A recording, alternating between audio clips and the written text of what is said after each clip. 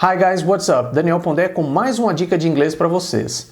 Você sabe como utilizar as palavras one e one em inglês? Você pode dizer em inglês que possui um cão, um cachorro. Cabe dizer algo como I have one dog, justamente se especificando ao numeral, ou seja, a quantidade de cães que você possui. Você disse que possui um cão. I have one dog. No entanto, a gente pode utilizar as palavras one e ones de forma completamente diferente. É isso mesmo. A gente pode utilizar esses termos para evitar a repetição de palavras que já foram ditas ou quando se subentende exatamente do que se trata, do que estamos falando em inglês. Vamos supor que alguém pergunta para você em inglês se ela pode te arranjar uma bebida, pode buscar uma bebida para você. Veja que nesse caso ela vai se valer da palavra drink, que contém o sentido de bebida. E aí, para você evitar o uso dessa palavra drink, você pode substituí-la em sua resposta pela palavra one. A pergunta dessa pessoa fica assim: Can I get you a drink? Ela perguntou: e aí, posso buscar uma bebida para você? Nesse caso, você pode responder que já buscou uma bebida, portanto não seria necessário. Você agradece e diz algo como It's okay, I've already got a drink. It's okay, I've already got a drink. Com o sentido de, tudo bem, tá tudo ok. Eu já busquei um drink. I have already got a drink. Então, você pode substituir a palavra drink na sua resposta pela palavra one. Isso mesmo. Em vez de dizer It's okay, I have already got a drink, você pode dizer em inglês It's okay, I have already got one. Então, por que você optou pela palavra one nesse caso? Porque a pessoa que te ofereceu o drink, a bebida, ela já sabe que você está se referindo ao drink quando utiliza a palavra one. Agora, talvez o aspecto mais essencial sobre o uso das palavras one e ones em inglês é que você somente deve utilizá-las com substantivos contábeis. Um exemplo de substantivo incontável do inglês é a palavra paper. A palavra paper é classificada na gramática da língua inglesa como incontável. Então, nesse caso, como ela é incontável, a gente não pode substituí-la por one ou até mesmo ones. Neste caso, então, você deve optar pela palavra some, caso você não queira repetir o uso da palavra paper numa frase ou até mesmo em uma resposta. O seu chefe, ele te entrega alguns papéis e diz, caso você precise de mais papel, eu lhe trarei mais. E aí, nesse caso, ele pode dizer em inglês, If you need any more paper, I'll bring you some. Então a palavra some está fazendo alusão, está fazendo referência à palavra paper, que ele citou logo no começo da frase. Ele disse, if you need any more paper, com o sentido de caso você precise de mais papel, o que ele vai fazer? Ele vai te trazer mais papel. Ele diz, I will bring you some. Ele não disse, I will bring you ones. Então, por quê? Porque paper é um substantivo incontável, razão pela qual ele substituiu a palavra paper por some e não pela palavra ones. Cabe o uso dessas palavras one e ones associadas a um adjetivo, como por exemplo a palavra blue, que significa azul. Você pode dizer blue ones, justamente com a intenção de especificar a qual exatamente você se refere, ou aos quais exatamente você se refere. Você diz blue ones. Veja o seguinte caso. Temos um casal e a esposa diz que eles precisam de novas cortinas, vamos dizer assim. Cortinas em inglês soa como curtains. Então, ela pode dizer em inglês, we need new curtains. Ela está dizendo, precisamos de novas cortinas. E aí o marido ele pode especificar a cor, né? Ele pode dizer, claro, vamos comprar a cortina azul.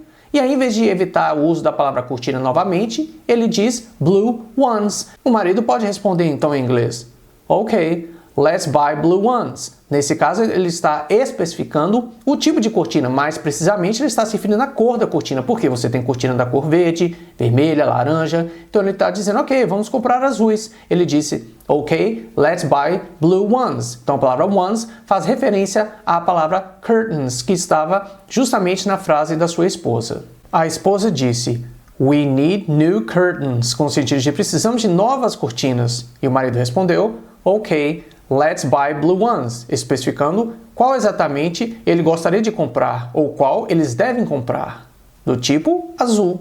É comum em inglês a gente combinar a palavra which com one, formando which one, ou até mesmo which com ones, formando which ones, para exprimir o sentido de qual ou quais. É isso mesmo, justamente para a gente especificar determinado item. Você está em uma sorveteria e aí o rapaz que está vendendo sorvete pergunta para você, Which one would you like? Justamente para saber, e aí, qual deles você quer? Which one would you like? E aí vamos supor que você não sabe o sabor de determinado sorvete. Ele disse, which one would you like? Porque vocês dois estão cientes que se trata do sorvete. É muito importante ficar atento a esse detalhe. Quando a gente opta por substituir um substantivo pela palavra one ou ones, é porque há uma clareza na comunicação. As pessoas estão cientes exatamente a que determinado objeto elas estão se referindo. Então, quando você vai na sorveteria e a pessoa pergunta which one would you like? É porque ele parte do princípio que o cliente sabe que a palavra one está substituindo sorvete. E aí você responde para ele que você quer aquele que está no fundo, porque você não sabe o sabor. Você diz the one in the back, aquele que está no fundo, the one in the back. Eu também devo dizer que é possível a gente combinar palavras como this, these, that e those com o termo one ou ones. Você diz this one, você pode falar that one. Você também pode dizer these ones ou those ones.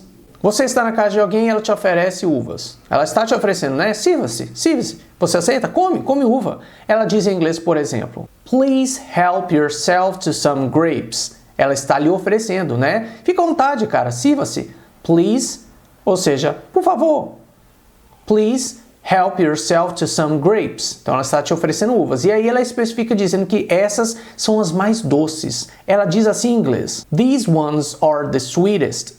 These ones are the sweetest. Por quê? Porque quando ela diz these ones, ela sabe muito bem que você está ciente que ela está se referindo às uvas. E ela não tem a intenção de usar a palavra grapes novamente, evitando a repetição desnecessária. Digamos que há mais um cacho de uvas e aí ela está te mostrando, está te indicando aquelas que são as mais doces. É por isso que ela disse em inglês, these ones are the sweetest, com o sentido de essas são as mais doces. Ou seja, há um outro cacho de uva que está menos doce, portanto ela te aponta e indica justamente a que cacho de uvas ela se refere. Devo ressaltar, entretanto, que essa junção, esse grupo composto por this one, that one, these one e those one, não necessariamente precisa ser usado dessa forma. Você pode simplesmente optar por não mencionar a palavra one nesse caso. Então, nesse exemplo que eu acabei de citar, a pessoa poderia ter dito em inglês, please help yourself to grapes. E aí, em vez de dizer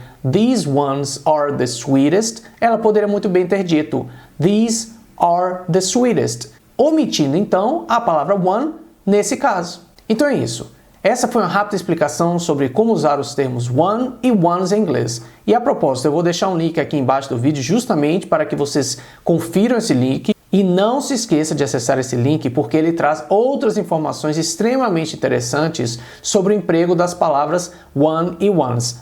E como de costume, eu vou pedir para você se inscrever no canal do Inglês no Teclado aqui no YouTube e não se esquecer de curtir esse vídeo. Como eu digo em todos os meus vídeos, caso você tenha ficado com alguma dúvida em relação a esse tema, basta deixar o seu comentário aqui embaixo que eu vou fazer questão de te ajudar e te responder a compreender melhor sobre como usar one e ones em inglês. Thank you for watching. See you later, alligator. Bye.